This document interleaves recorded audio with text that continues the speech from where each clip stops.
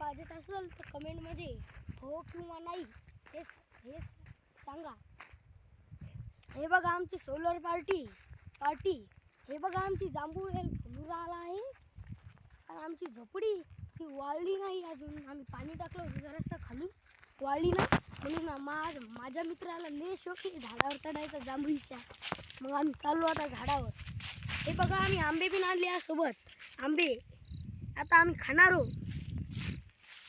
तुम्हाला जर आंबे पाहिजेत असले तर हो किंवा नाही कमेंटमध्ये सांगा.